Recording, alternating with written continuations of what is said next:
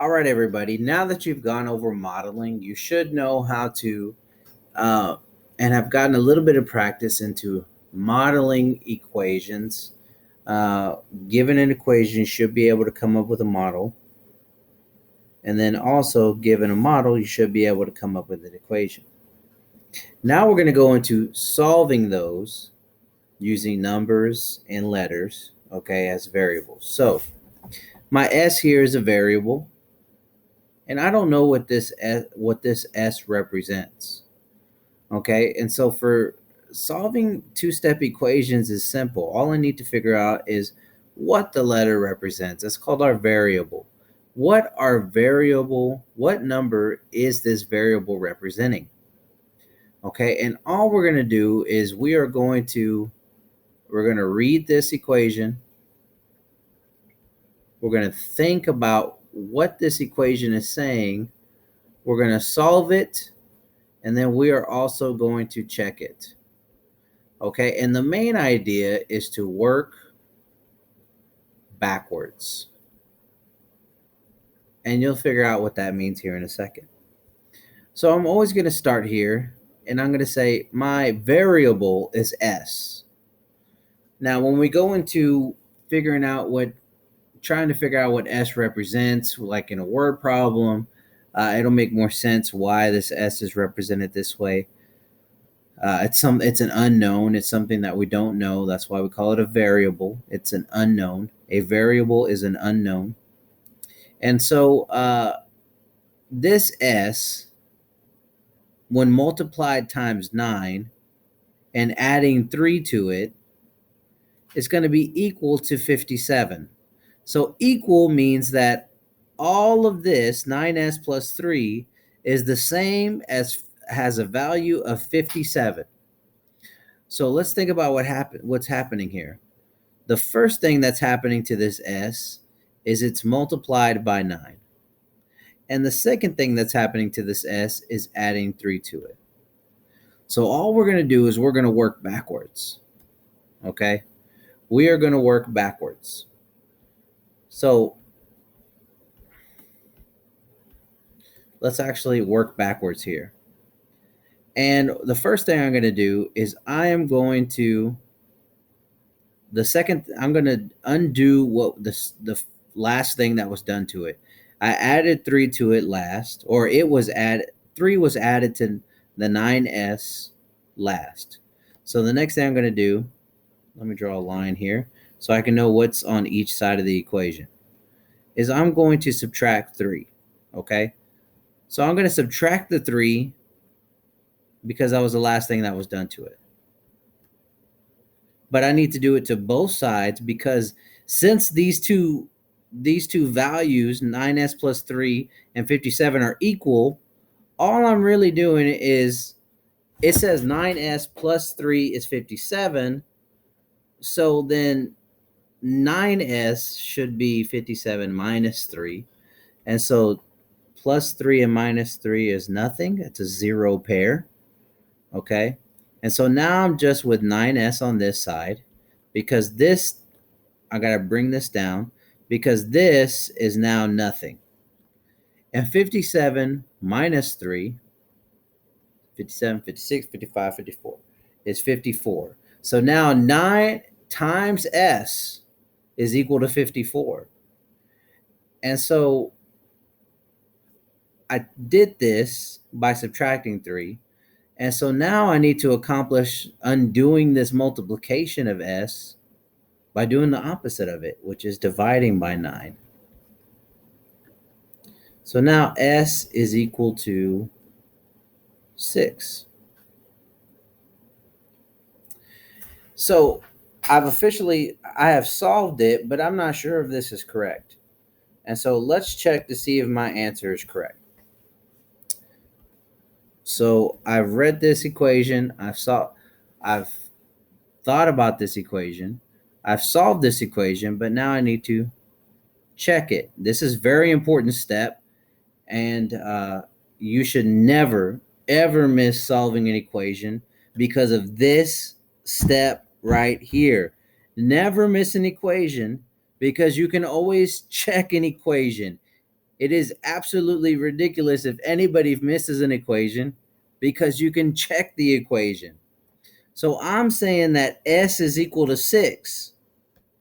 So basically, instead of putting an S, S represents a number. I'm saying it's 6. So instead of putting S, let me put 6. So I said S was multiplied, or 6 was multiplied times 9 and then added 3 to it, and that was 57. Well, let's see if that's true. 9 times 6 is 9, 18, 27, 36, 45, 54. It's 54. These right here represent 54. And when I add 3 to them, does that equal 57? Well, let me check that. One second.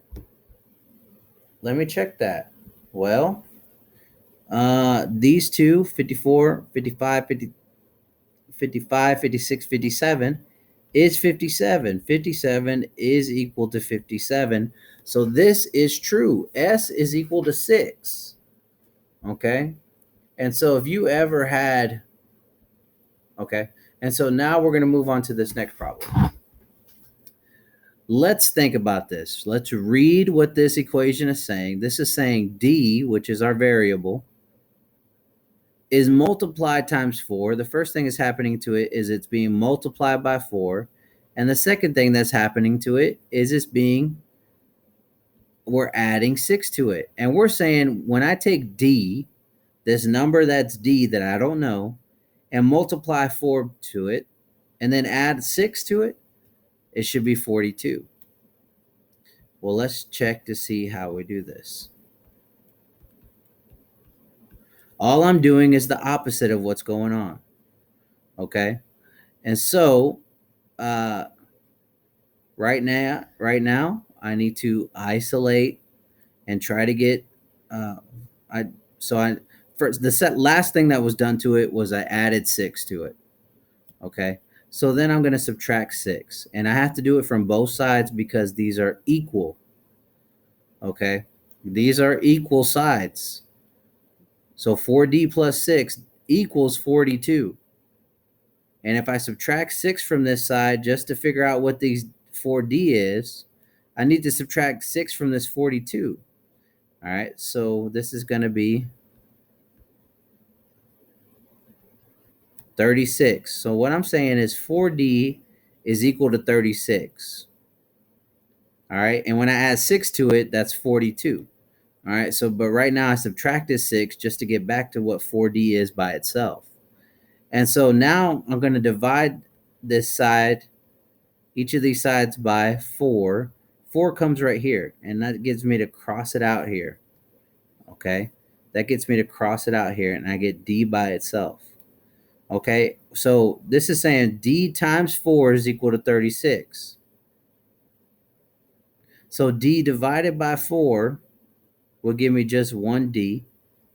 All right, and so this would be, I think, 9, 18, 27, 36. Yes. Okay, so is this true? Does 9 multiplied times 4 plus 6 equal 42? Well, let's see. 4 times 9. Instead of putting a D here, I'm saying D is 9. So, and I'm doing my check right now. I'm saying D is 9. So instead of putting a D, I'm going to put a 9. 4 times 9 plus 6 equal to 42? Okay. Well, let's figure this out. This right here is equal to 36. Okay. Is 36 plus 6 equal to 42? Well, let's work it out. 36, 37, 38, 39, 40, 41, 42. Well, this each side equals to 42, and this side's equal to 42. So yes, the sides are equal, and that is the correct answer. All right. Notice how the first thing that was happening in each one of these problems was the variable was being multiplied. But in these next problems, the variable is not going to be multiplied. It's actually going to be divided. So here's an example here. And an example here is I have K divided by 2. So if I divide k by 2 and then I add 9 to it, I'm saying it's equals 30. So we need to solve for our variable, which is k. All right. So the first thing that's happening to k is it's being divided by 2. And the second thing that's happening to k is it's being added 9 to it. And I'm saying when k is divided by 2, which means make it half as big, and then I add 9 to it, that equals 30. So let's actually solve this. So I'm going to start from the last thing that was done to it. I added 9 to it. So let's undo that add 9. Okay. Let's undo that add 9. And you work that out while I get this figured out. Okay. So now I've undid this and it goes away. So now I'm just at k divided by 2. All right. And this is going to be equal to 21. So when I divide k by 2, it equals 21. Meaning when I make k half as small, it equals to 21. So this is k divided by 2. So in order to get rid of this division, I'm going to multiply each side by 2. So now k, so when I multiply k divided by 2 times 2, that'll give me what k is. So 21, which is k divided by 2, and I'll multiply 2 times 2 by it, I get 42. So I'm saying that k is equal to 42. But it's up to us to not just say it's 42 just because we got 42 as the answer. We need to prove it.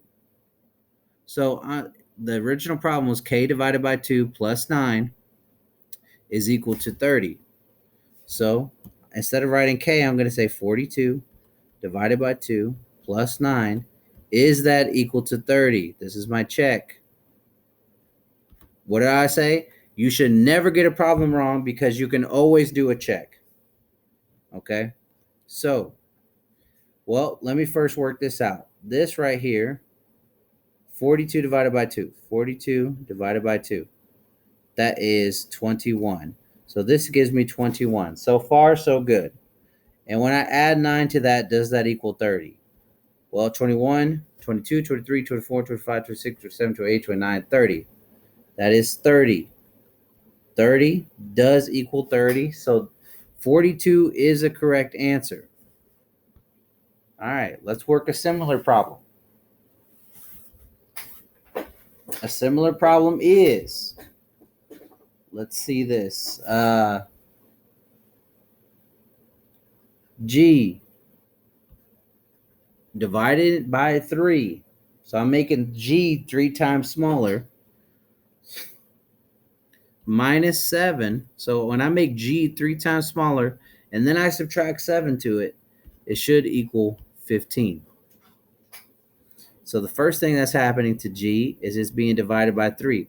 The second thing that's happening to G is that we're subtracting 7. So first thing I'm going to do is try to get off of this 2. So let me write it down real quick. I'm going to try to get rid of this minus 7 to it, and I'm going to add 7 back to it just to get back to G over 3. So I'm going to draw my line. I'm going to add 7 back to it. But these are equal sides, so I need to add 7 back to this also. So now that's gone away. I've undone the minus 7. So now I'm just at G over 3. G divided by 3. And 15 plus 7, I'm adding 7 back to this side. So 15, 16, 17, 18, 19, 20, 21, 22. So I have 22. Is that right? 21, 22. Yes, that should be right. Okay. So now I'm saying G, when it's reduced or divided by 3, is 22. So that means if I multiply G times 3, I'll get G what it was originally. It was 3 times smaller when I divided by 3. So I'm making it 3 times bigger and just getting G by itself. So I'm going to do the same thing on this side. And altogether, that gives me 66. I'm saying the answer is 66, but I'm never going to say that that's completely right because I haven't done the last step, which is my check. So it said G divided by 3, but I'm saying G is not G anymore. I think it's 66. So we're going to prove that right now. So instead of putting a G, I put a 66. 66 is 66 divided by 3 and subtracted 7 by that, 15.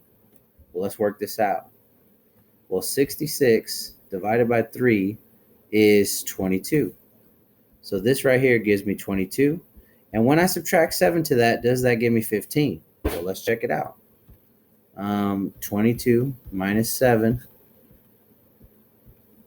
That's going to be 7, 8, 9, 10, 11, 12. That's 5. That's 1. So this gives me 15. 15 is equal to 15, so this is correct. G is equal to 66. All right. All right. This next part is probably where some people are going to have trouble because we are now going to start including negatives. Okay. And now I'm going to start putting things in different places.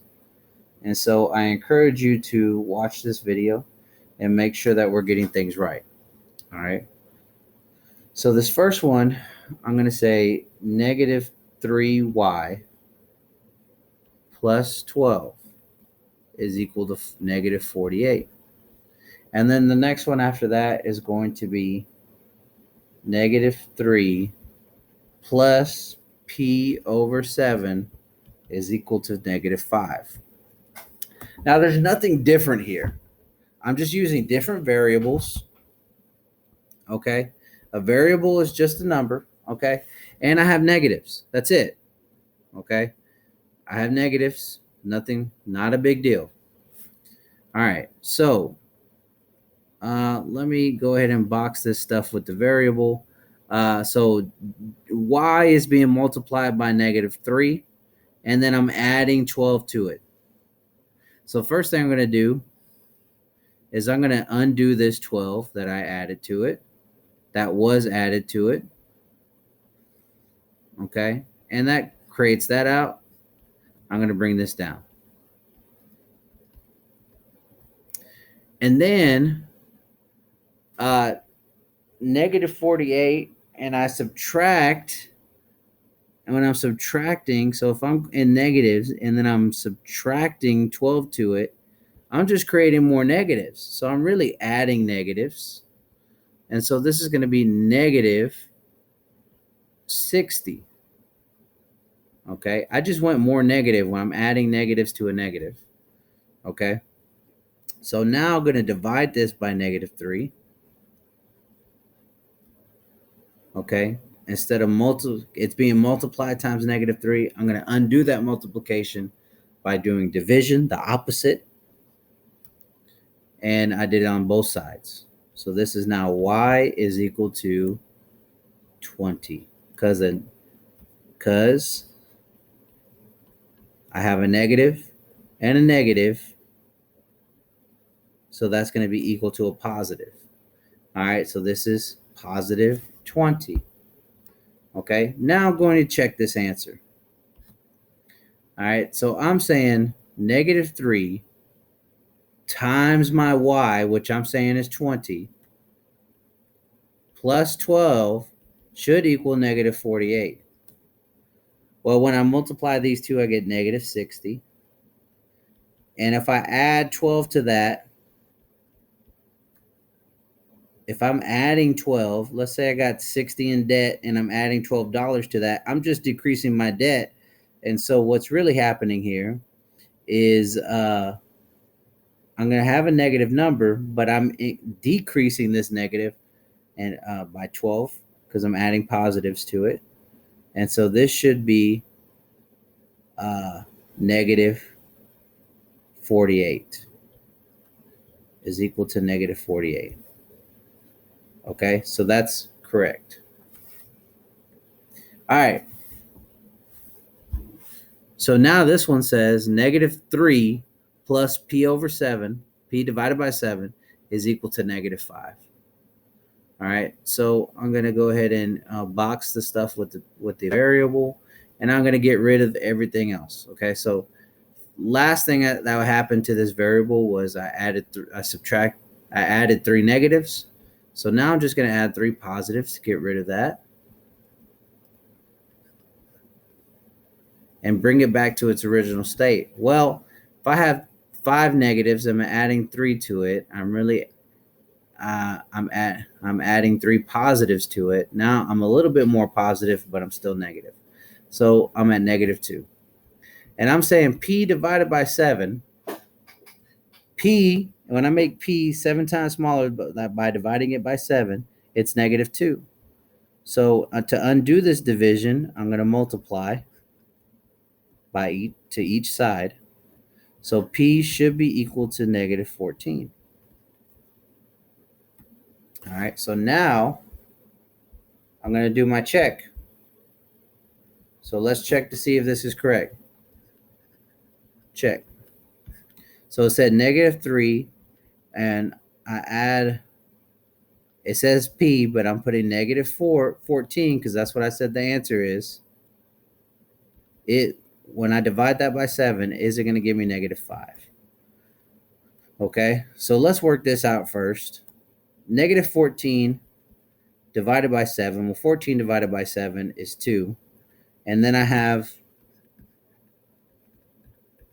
a negative and a positive, which is going to leave me a negative. Okay. So I'm saying that negative 3 plus negative 2 is negative 3 plus negative 2, negative 5. Well, that's a negative. And if I'm adding more negatives to it, that's going to be negative 5. And that is equal to negative 5. So this is correct. If you're having any trouble with that, please come to tutorials. I'd be happy to help you. It is at the top of each and every Schoology page. If you can't find it, send me a Schoology direct message. I'd be happy to help.